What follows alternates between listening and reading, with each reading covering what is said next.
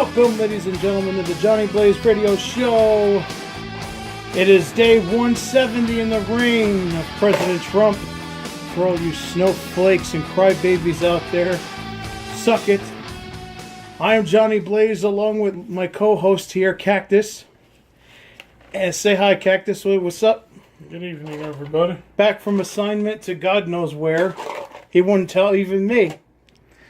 Anyway, we're sorry we missed the show this week. We had other things to do, like anything but be on that show. But you see, I actually had to work. Reed was very busy with throat issues, preventing him from swallowing. But we sit here, we talk about gay rights and gay this and gay that. And you see what happens when you let homosexuals take over a radio show and there's no straight people around. It becomes unlistenable. Let's be honest. And I want to offer a personal apology for this week's broadcast. Since we weren't on it, the podcast was horrible, and I'm sorry that you the listeners, had to deal with that and put up with that, and we promise we'll try better next time. We apologize to all 6 of you. It's just the fact that, to be quite frank, there's a lot of scheduling stuff going on with my job right now, so I probably won't be on the live show for at least the next 2 weeks. Duly noted. I apologize in advance. So it looks like the duty of making the show listenable falls to yours truly. Duty. Yeah. Well, the show this week was duty. It was it's complete shit. Gay guys talking about how he had the hots for Cody Rhodes. What the heck? I could barely stand maybe 5 minutes of this crap and I had to turn it off. And I was actually listening to the show appropriately on the shitter. So hopefully we can make things better for you in the half hour or so we're going to do our program. Yeah, we're not going to sit here and bore you with stories about our homosexual exploits because, 1, we don't have any. And 2, well, yeah, we'll leave the gay stuff to Reed. Yeah, we're straight men who do straight things, and if you don't like it, turn off this podcast. You don't right believe now. me? You don't believe me? Go ask your mother. How do you think you got here? No, that's actually true. Because we don't know how many kids you have out there that, you could be knocking on your door one day. Papa was a rolling stone, baby. Anyway. Wherever he laid his bone was his home. Ask your mama. But anyway, the big story, obviously, is the Great Balls of Fire. We're going to get that out of the way first. And how ironic it is that we sat here and make fun of the name, but it turned out to be an amazing card, at least on paper. You look at the card, it's amazing. I mean, quite frankly, I've made it obvious for months since the match was announced. And I've even said beforehand how badly I wanted to see Samoa Joe versus Brock Lesnar. Yeah, tell me about it. It's the main event of a pay-per-view describing what happens when you sleep with Paige. And we're going to get into that in a minute. We're going to get into that on this broadcast as well, because there's such things we need to bring up. But as we're recording this, it's literally about an hour and a half until the pay-per-view starts. So, if you have nothing else to add, we can get to the predictions since we didn't give them this week. Let's get to the predictions, then get to our little tidbit of news, and then get the hell out of here. Yep, we're gonna be like your mom. We're gonna enter in quick and get the hell out of there. So, let's start at the bottom, and then move our way right up to the top. And the kickoff match, wow, the WWE Cruiserweight Championship, because apparently that title means nothing to them anymore. And it's going to be Neville versus Akira Tozawa in what seems to be, to me anyway, a throwaway match. I'm going to go with Neville. Neville's way too hot right now. The one guy I wanted to see beat him quick got released, air quotes. And that's something I'm going to add in with the Garden Show, since we're going to have a live report on that as I decide to go last minute. And that's a fun story to begin with. But I'm going to go with Neville as well. I mean, I don't see Tozawa, just like I said, just seems like a throwaway match. It seems like he was just put there just to be put there. And let's be honest, other than Neville, can you really name another cruiserweight that has any name recognition? Excuse me. So By the way, I guess that's an Alex Jones reference too. Been sitting here drinking this Pepsi. That's literally what that fat bastard always says. Excuse me. But anyway, next match up on the card is Big Cass versus Enzo, and everybody knows where that's going to be going. I'm going to tell you right now, if WWE is smart, Enzo will be fine with this loss. Enzo's not going to lose anything. The promo that Enzo cut on Raw, I gained nothing but respect for him from it. He cut probably one of the best lines ever when he says, "Now that you've broken up with me, your royalty check is going to be $0." And that the only shirt you'll ever sell is the one that says "Casshole" on the front, which is awesome. I honestly think Cass should have a move like that big boot and call it the Casshole. That would just be awesome. But let's be honest with each other here, folks. You want to get Cass established? Have him whoop Enzo's ass decisively. Squash match. Shit. Yeah. Beat him like Warrior did to the man with the big nose and no balls. Now, the question is on this match isn't necessarily who's going to win, because we all know it's going to be Big Cass, at least to me anyway. But the big question is it going to be an NWA Saturday Night squash match, or is it going to be a WWF Superstars of Wrestling squash match? Or is it going to be a New Jack versus Chad Austin squash match for ECW? That's what it should be. Or is it going to be a Finn Balor versus Carl Anderson and MSG squash match? But we're going to get into that in a little bit. My goodness, the air has gotten foul in here for some reason. Yeah, I know. Oh my god. Apparently we need ventilation here in the studio. I may or may not have soiled my pants. Well, we know the weather's going to be shitty, so we don't need to do the weather report anymore. But I think it's safe to say we're going with both with Big Cass. Yeah. Big Cass has to win this match. Yes, sir. Next one is more, to me, it's a pick'em. And that's Seth Rollins versus Bray Wyatt. Bray Wyatt's been jobbing every damn buddy this year. You almost forget the guy was WWE champion only about 2-3 months ago. He was? I don't remember that. I must have amnesia. There you go. And the bottom line is, Rollins is obviously winning this match. I'm going to go with Seth Rollins myself, even though for some reason the Vegas odds actually sit there and say, well, Bray Wyatt's going to win.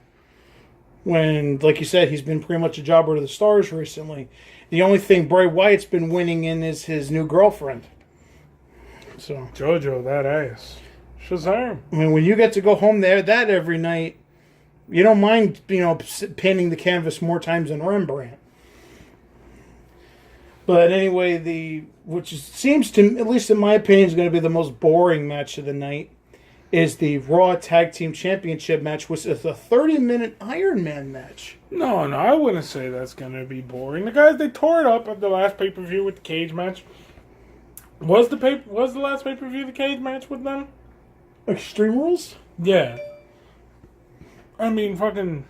Say what you will, a lot of people are, oh man, this shit's getting old already, but they're the same ones who fucking spank it whenever the Miz come on their TV. So there you fucking go with that one. It's going to be 30 minutes with two of the best tag teams going right now. Fuck the Bucks, fuck the Bucks, fuck the Bucks. Yeah, because to me, the Bucks are to the Bullet Club what Virgil was to the NWO. Mm-hmm. Bottom line is, I'm actually going to go against the grain. I think the Bar is going to retain the tag belts here. Yes, they call them the Bar because they say they're the Bar. So they have an official name now. Yeah, they call them the Bar officially. So that's what that promo at MSG was all about. Instead of calling them reeds and skirts. But anyway. Because I gotta admit, I haven't really been paying attention to the shows too much. I literally just watch the YouTube recaps and that's it. So much gay porn to watch in so little time. No, it's literally when you just got a Dreamcast, you just got a Neo Geo finally in your household. You kind of just want to play those all day instead of watching anything. So, I'm going to go with Sheamus and Cesaro too. I think this is all leading to the Hardys being broken. At least I hope so. I was just about to say, this looks like this is what's going to lead to Matt breaking. Because the reason why I say that, personally, that I think that's going to be the worst match of the night is because when I saw them live at the Garden, I wasn't too impressed. They had a very slow-paced match when it's like they're slowing down now that they're getting comfortable working with each other. It's not as fast-paced and as hectic as it used to be. Yeah, well, you're not going to get a fucking cruiserweight match out of fucking Sheamus and Cesaro and the Hardys. I mean, let's be honest. No, but I was more expecting like a DIY versus Revival type of match. You could have gotten a match like that out of the fucking Hardys maybe 15 years ago, but nowadays, you know, you're just going to get your basic little tag match. Because the Hardy Boys now are still better than most of the fucking guys on the roster. Yeah, but then again, that's not saying much. That's like saying that, how the analogy that I can put, that's like saying that Steph Curry's the best player in the NBA when there's really nobody on his level. Yeah. And fuck LeBron, piece of shit. Fuck LeVar Ball, too. Yo, you gotta beat that nigga's ass, you know? You gotta beat that nigga ass. That's a whole can of worms. And if we had... That's one thing I wish when we start to do, like, you know, start to get in a groove and start to do longer shows, I wish we can touch and shit like that. You know? Because when me and Lewis want to sit here and do a podcast, we want to actually sit there and cover everything. It's not just about wrestling. It's just about two best friends sitting here talking the shit, which is what a podcast is supposed to be. With that being said, we're going to go now to the Raw Women's Championship, or as I like to call it, the least favorite belt. Smark's going to hate next. Yeah, exactly. The least favorite belt of the internet wrestling community. And the point was recently made, which is true, that every single person that held that women's belt, whether it be Raw or SmackDown, have been hated, have been turned on. It's almost an embarrassment to be the women's champion now. And I completely agree. Because There's your revolution. Because what's happening is that these internet marks are bitching and complaining and are pissed because now they can't masturbate over these women anymore because they're actual athletes. But the thing is, it's not about you. It's about those little kids in the audience, those little girls that look up to these girls. And finally, there's actually positive female role models in the world now. And these little girls can look up to when they go to the shows and say, I want to be like that when I grow up. That's what it's about. Not for your sexual enjoyment. I totally hate to kill John's point because I totally understand it. But did you see that the greatest heel turn in the history of the business on Twitter? Izzy freaking showing up with the Little Miss Bliss shirt. Oh my God. Well, then again, it's not necessarily a heel turn. It's your interest changing as you get older. No, but it's just the fact. I just found it so hilarious because the way she put it up. You know, at first it was the picture of her in the whole hugger gear. And then right next to it, it's her in the Bliss gear with the Harley hair and all that stuff. To me, it's the same as when we got older. You know, as kids, us going from liking Hogan to liking Hollywood Hogan, or nowadays from somebody liking John Cena to say liking Dean Ambrose or Seth Rollins. You know, as you get older, your interests change. And with that being said, I don't think they're going to take the belt off of Alexa Bliss yet. I got to agree with that. I don't think they're going to do it because, to be honest with you, to me personally, I think that Alexa Bliss is the hottest female they got going right now. And this is the guy who just sat here talking about we need little girls for these girls to go up to. I don't mean like that. And then he tosses the note about Alexa Bliss. I don't mean like hot. that. I mean, well, she is, but I mean like as far as star power, there's nobody better at this point right now. Like hot as in she's getting over. She's the most over female there is. Every time they go and they get Nia over and everyone gets excited about Nia Jax, they fucking go and they kill her buzz. But that's a whole nother story. We can talk about that another time. I'm going with Alexa. Yeah, same here. And next up is the ambulance match with Roman Reigns and Braun Strowman. Well, you can see it. You obviously can't see it right now because we're not on video. But I'm going to get a webcam one day. What? I am wearing my Monster Among Us shirt. Which he is. Mm-hmm, so I'm going to, even though I know it's the Roman, I'm going to go with the Strowman. That's right. I'm going to go with Strowman myself, and the reason is simple. I know that they can literally put Roman in there with Brock any way they want to. But Strowman can't do that yet. And Strowman just came back from injury. They need to make him look strong. They can't have him lose to Roman right now. So I'm going to go with Strowman winning, and I would not be surprised if somebody interfered or if they put the Universal title match before that and have Brock do something. I would not be surprised. But I'm going to go with Strowman. And with that, finally, title watch completely comes to an end as we finally found the Universal Championship. Brock Lesnar is going to make an appearance at Great Balls of Fire and defending against Samoa Joe. I'm going to say something. I just said it before, and I'm going to repeat it again. This has been a dream match of mine since 2003. I cannot wait to see this match. This match needs to be a knockdown, drag out fight. It needs to be a fight. Do not book it as a match. I would honestly say as Brock is making his entrance, you have Joe jump on him or vice versa. They beat the shit out of each other. For this match, I'm not going to make a pick. You know why? Because everyone who gets to watch it is going to be the winner when it comes to this match. I personally would have this match end in a no contest. So you would say that the match should be a slobber knocker? Yeah. The match should be a knockdown, drag out fight. Something should happen. Brock hits the F5, Joe rolls out of the ring, or when he goes to F5 Joe, Joe's foot catches the ref, knocks him out so he can't get the 3 count. Joe could lock Lesnar in the coquina. He goes stumbling back while he's up on Brock's shoulders, squashes the ref in the corner. Bam, they stop the match right there. You can see Brock pass out, air quotes again. You know, and right then and there, that way, there's no decisive winner. We can have ourselves a rematch. Now, that's the way I want to see it booked. I know how WWE does things. They're probably, if they're smart, they'll keep it going to where we have it at now, where it'll just be let the feud continue. Don't let this be a one and done. If we're going to pick, to be honest with you, just for pick's sake, I'm going to go with Lesnar since obviously they want to do the match with him and Roman. But I will say, and I hope I'm wrong. I hope I'm wrong with my pick. I actually want to see Joe win. I know it's not going to happen, but I just want to see it.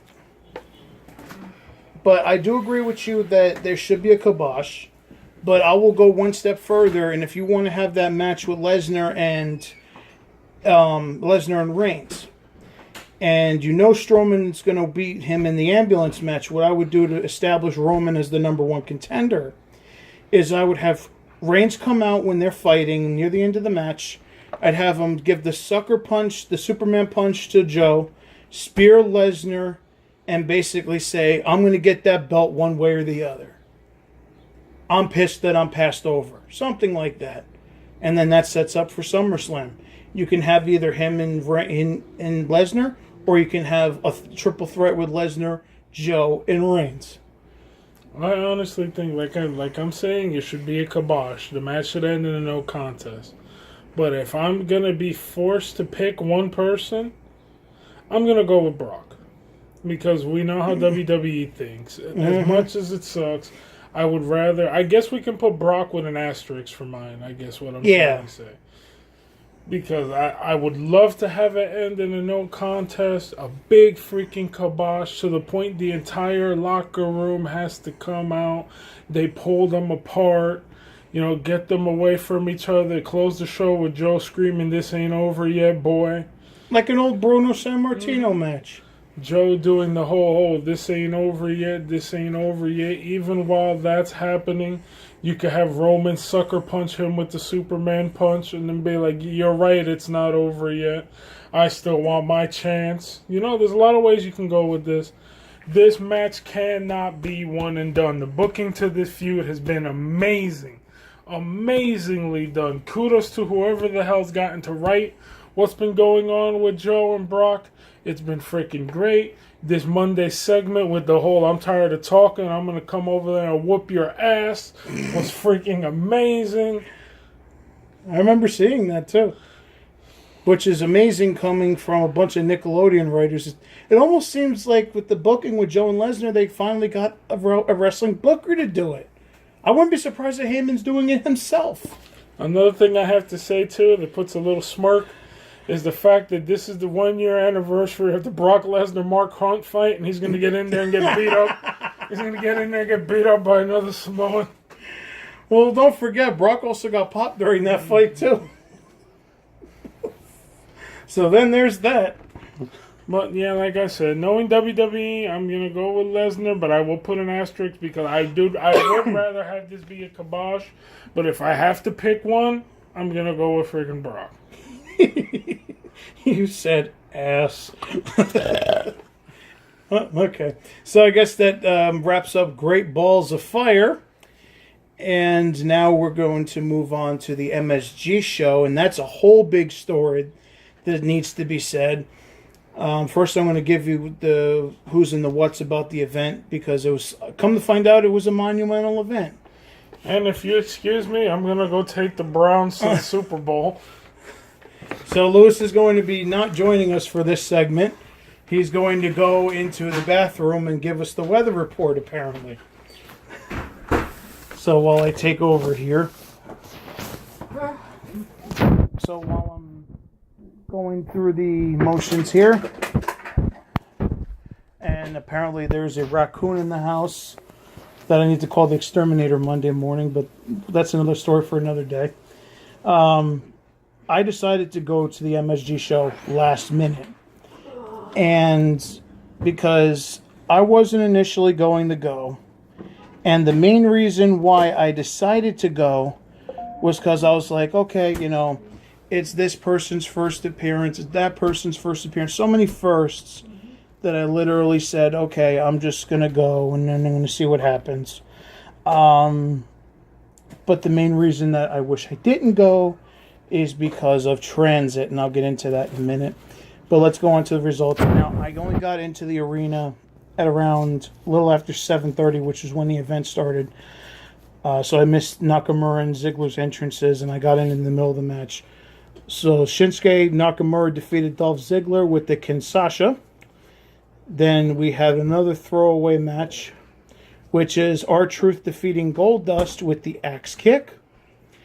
And there was a loud "We want Aries" chant because, for those of you who don't know, Austin Aries was actually booked to be on that Garden show, but is replaced by Cedric Alexander and actually released from the company a few hours prior to the start of the broadcast. Well, not the broadcast, to the show, I should say. I wish it was a broadcast. It seemed like an old school pay-per-view when the whole show through. But anyway, Neville retained the Cruiserweight Championship by pinning Cedric Alexander with the classic heel, both feet on the ropes finish. And like I said, the crowd was completely chanting, "We want Aries," almost the whole match. Dean Ambrose and Seth Rollins defeated The Miz and Samoa Joe after Ambrose pinned Miz with the Dirty Deeds and Seth Rollins held Joe on the outside of the ring. This was originally supposed to be two matches. It was originally supposed to be Dean Ambrose defending the it was supposed to be The Miz, excuse me. We're live, folks. Defending the Intercontinental Championship against Dean Ambrose, but he came out and I guess they had two matches. They needed to cut a match or whatever. But it was also supposed to be Seth and Samoa Joe, so they just combined that and made it a tag match.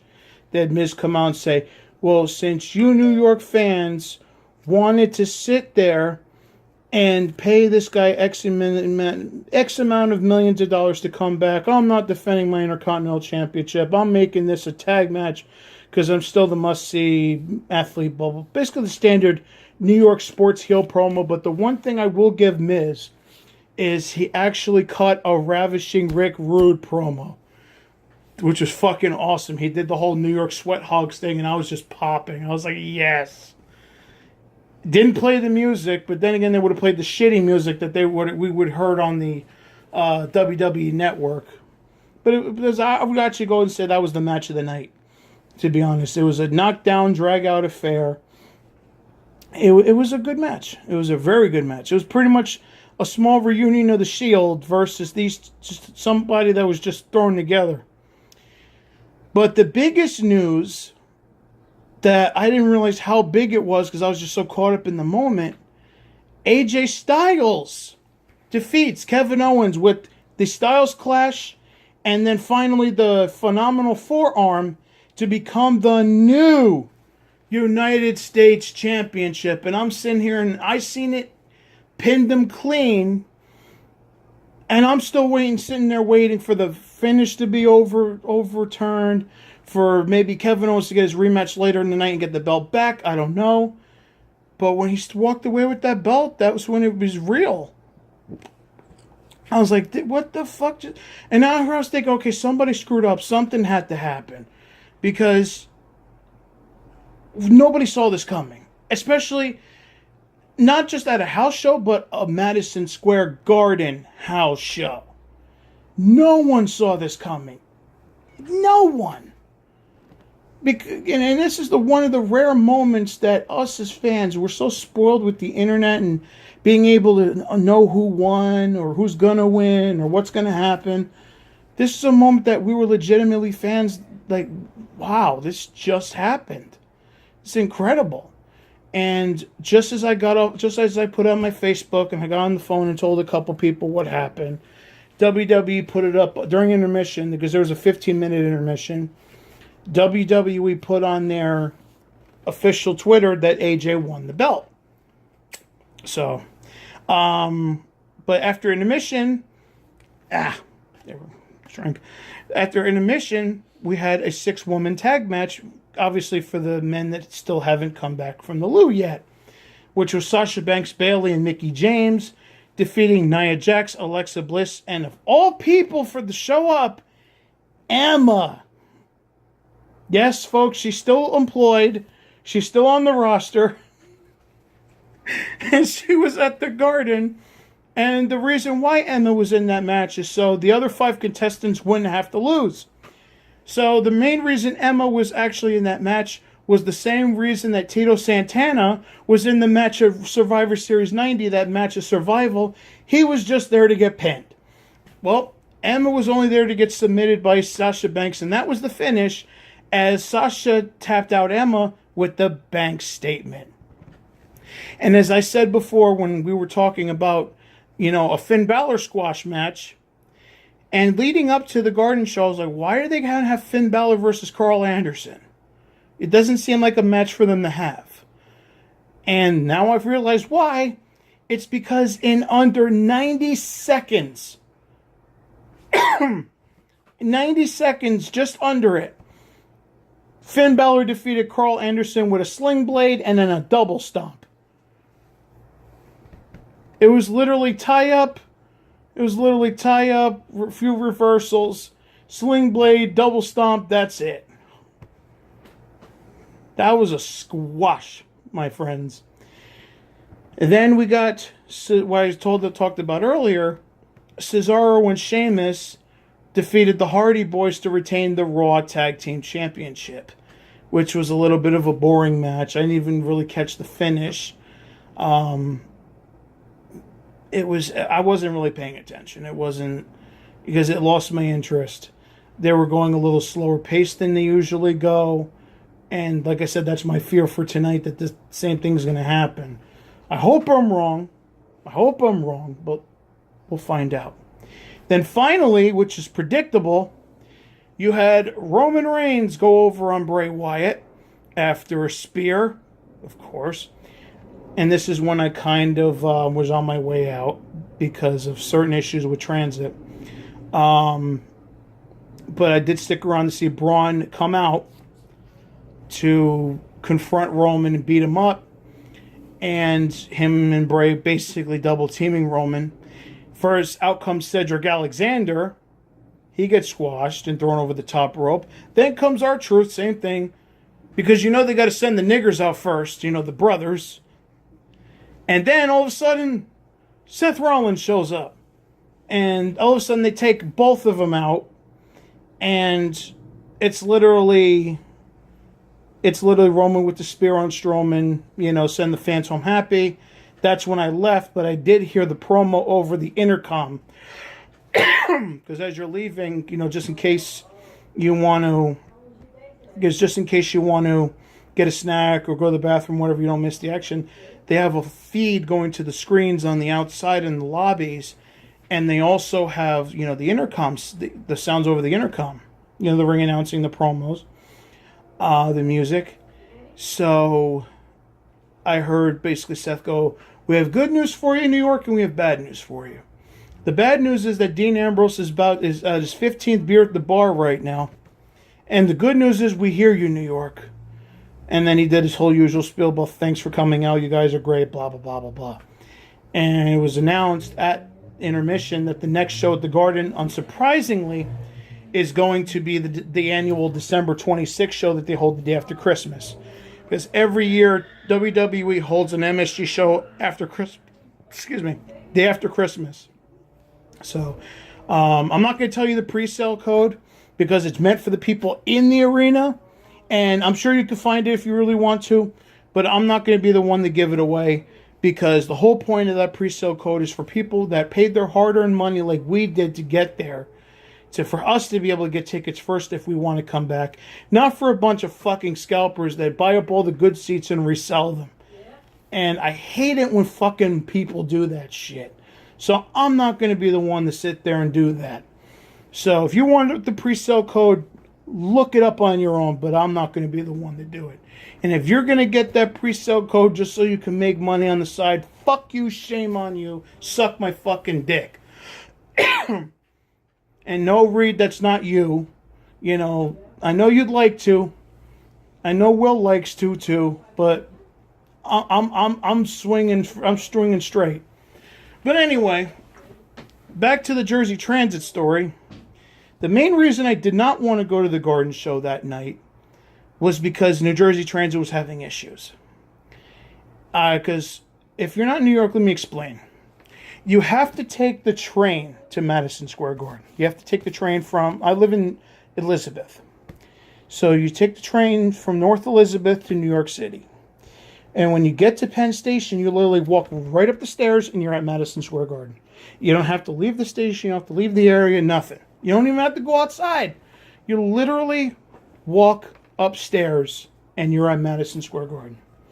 So, I took the 6 o'clock train. It's supposed to be a half an hour train from Elizabeth to New York City. Instead, we were stopped inside of Penn Station for half an hour.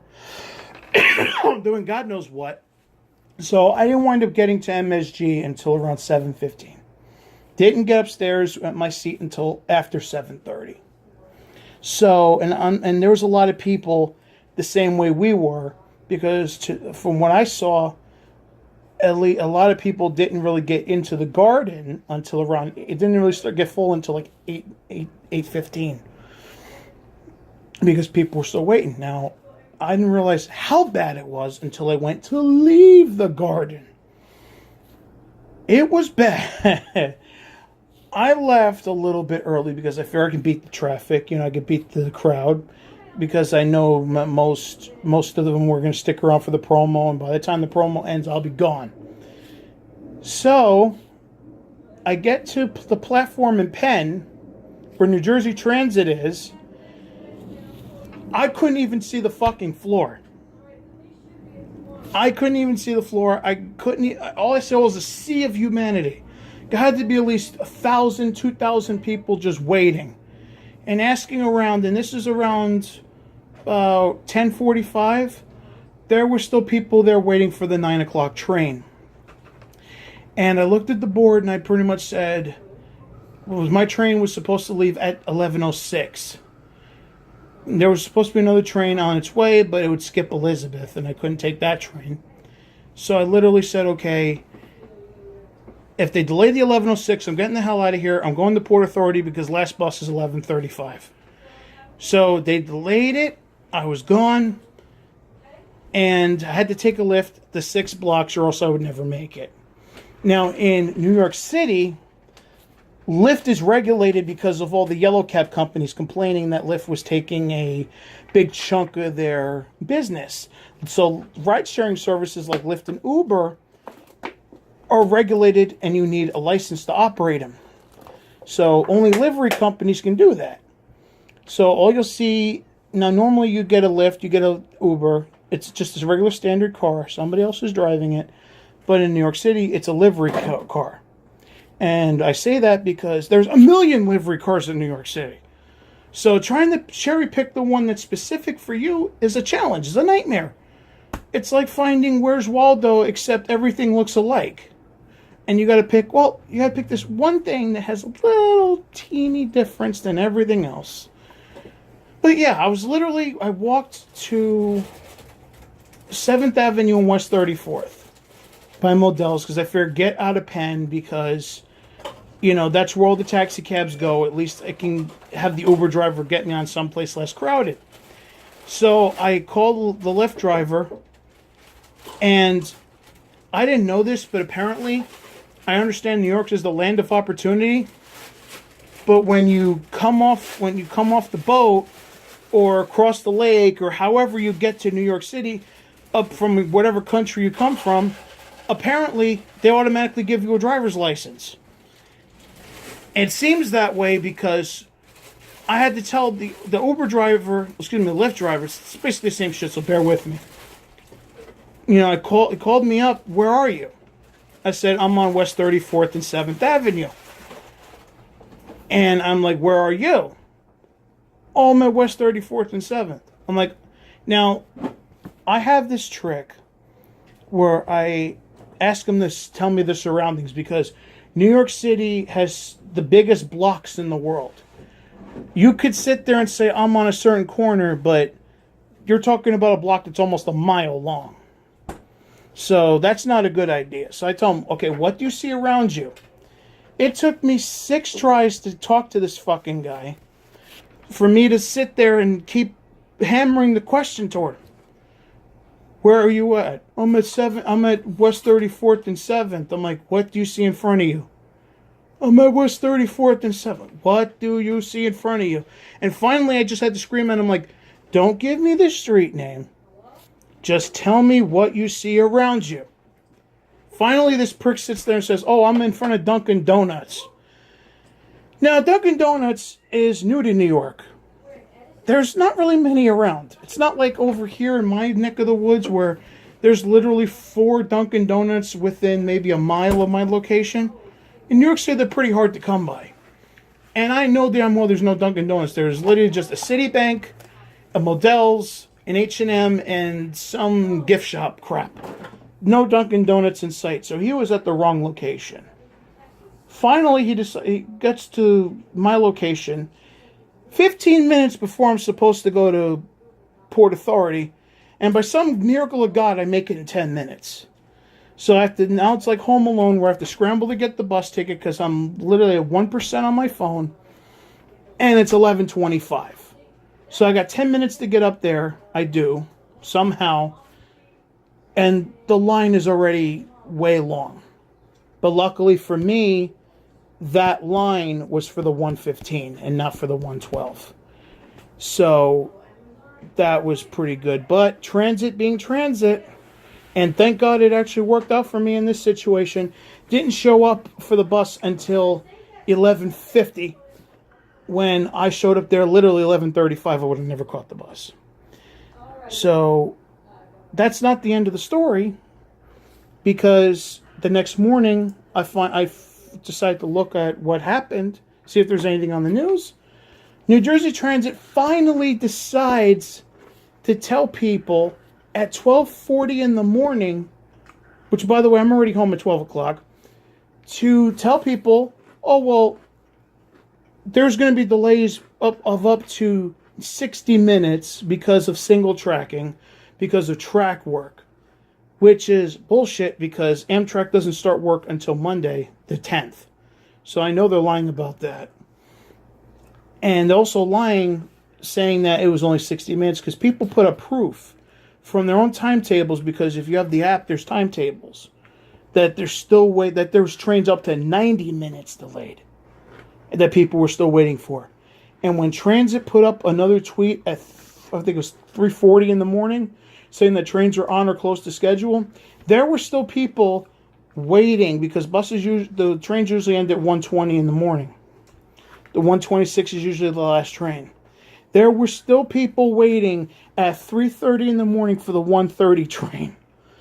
So it was insane, and my heart goes out to those people who couldn't get the bus or who needed to get the train to get home, because that's a possibility too.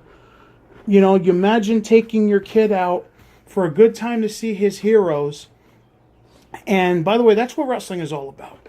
Not to cater to you internet smarks, push this guy, push that guy. It's about them pushing the person that the little kids are going to look up to the most. Because whether you like it or not, WWE is a family-friendly product. But anyway, I digress. But imagine taking your son, you save and bust your ass, you get good tickets, you pay for all your son's merch, your Roman Reigns hat, his John Cena shirt, or whatever the hell he gets. He's excited. It's his first WWE live event. He gets to see his heroes in person. Maybe he even fist bumped Roman. I don't know. And then you want to go home. He wants to go home. He can't because you're stuck waiting for the train. That's heartbreaking if you think about it. Because now this little kid's first experience is going to be wrecked by the fact that he's tired, he wants to go home, and he's stranded. And you're stranded as his parent. New Jersey Transit definitely has some improving to do. But that's pretty much the story of that night in the Garden. And now I could tell by the chewing of the Cocoa Puffs that my co-host is back from bringing the Browns to the Super Bowl. And how was that trip, and how was the weather? It was a clean sweep. They said it was a clean sweep for the Browns. The Browns lost and the Browns lost in the typical Cleveland fashion. Isn't that right, Cavs fans? Or Miz. What did Pete Rose say? It's not Boston that's the city of losers. It's Cleveland. Well, there's a friend of mine named Ray Glasser that lives in Mentor, Ohio, that should know all about that. Cleveland, it's the city of losers. Goddamn fucking hasn't won a game in God knows how long. Cleveland Indians got beaten in the World Series. The Cavs got their ass whooped this year. The Browns only won one game the entire season. And you fucking people suck. And that's coming from a Jets fan, by the way, over there, who surprisingly had a better record than even the Browns. Or the 49ers, for that matter. But there's one thing, we want to touch on really quickly, because we're approaching almost the 1 hour. We've got 15 minutes left. It's about our friend and yours, Alberto El Patron. Alberto Del Marco. Who basically put this thing up on Twitter, and I got to try to find it. But I actually just shared it on my wall. If you want. Oh, okay, that works. That works out better. We really prepare, High production values, right? Well, yeah, really. At least we try. And I got one advantage. I'm actually post-producing this shit. So if I really want to, I could just cut out the waiting time and you guys won't notice anything. Let's see. Don't be a snowflake. Cowboys are taking it this year, fam. You can go ahead and read that one with Zac Efron. That one's the freaking... Oh, here we go. So, Mr. quote-unquote Pride of Mexico, when he sits there and... 43-year-old Viagra popper. I was about to say. Got popped by Titan because since he's taking pee-pee pills to keep up with Paige. That's what he filled the wellness policy for?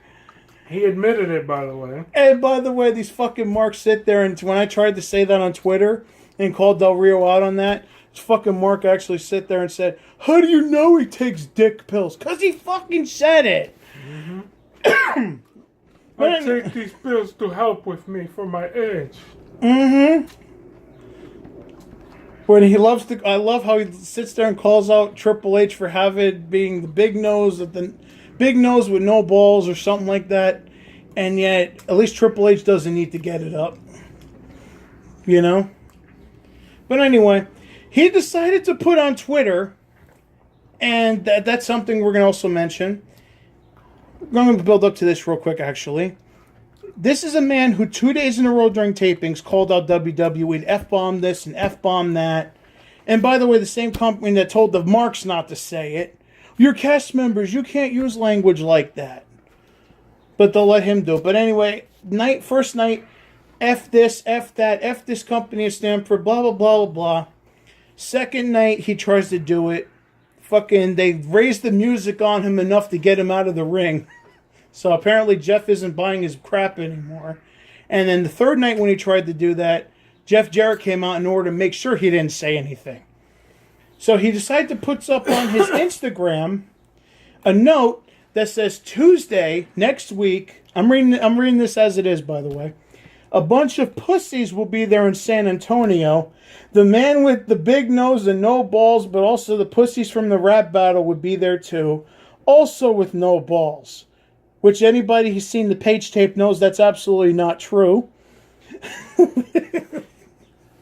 No. And I got to admit, fucking Austin did a better job fucking Page than you did. But anyway, like their boss, all yes men. I'll be in my restaurant starting at 10 p.m. I'll be waiting for you there. 17776 Blanco Road. How do you pronounce this shit? Who the fuck cares? Don't give him any press. He owns some fucking diarrhea hut with Mexican food where it's basically like, edible laxatives.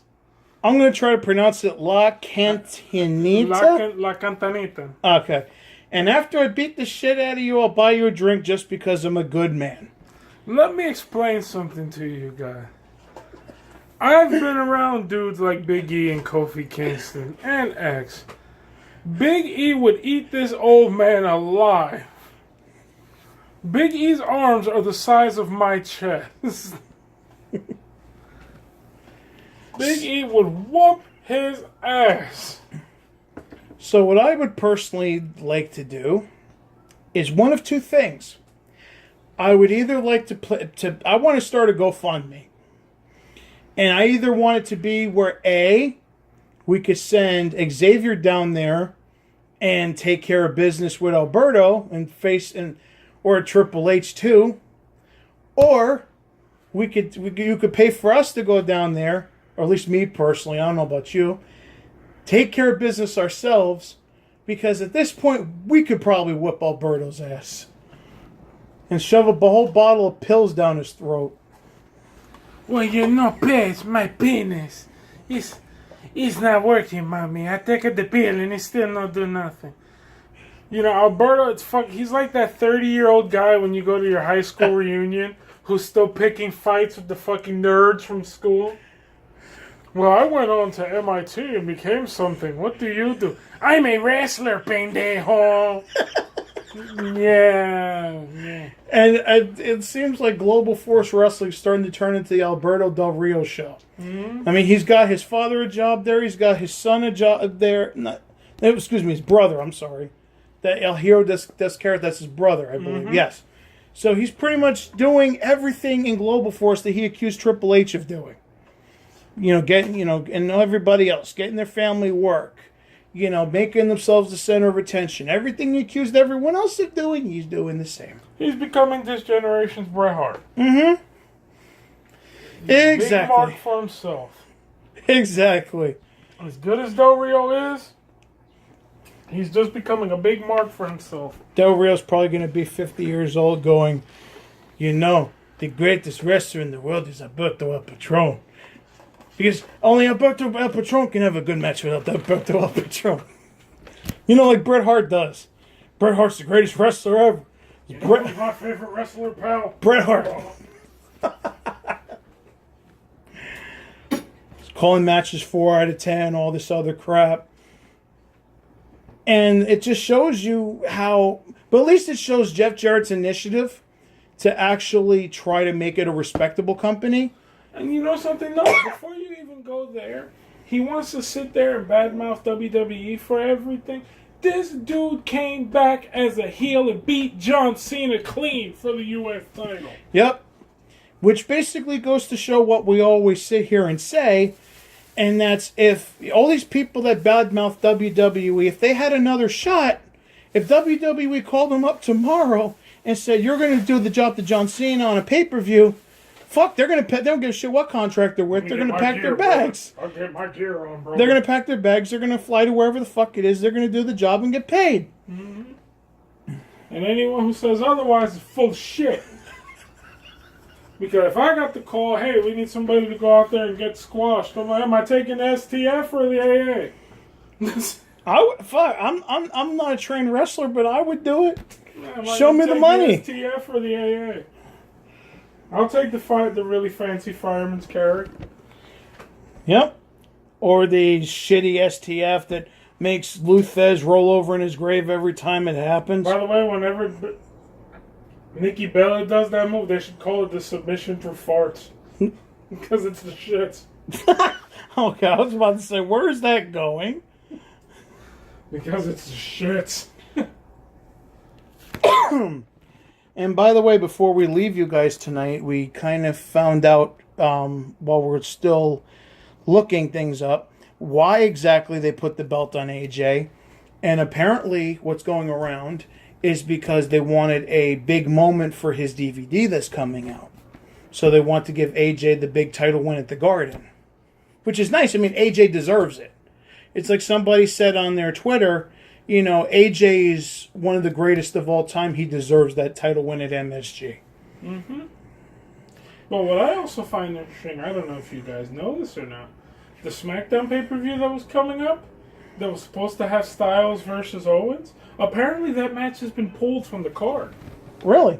Mm-hmm. And has it been replaced with anything yet? Nothing has been said yet, but apparently AJ versus Owens has been pulled. We'll take that for a grain of salt, but that's what we heard anyway. So, you want to wrap it up, or you got any final comments you want to say? Say goodnight, Gracie. That's going to go over everybody's head.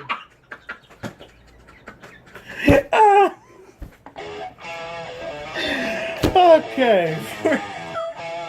For Cactus Lou, for Johnny Blaze, this has been the Johnny Blaze Show. And hopefully the next time we come at you, we'll be at it for a longer time.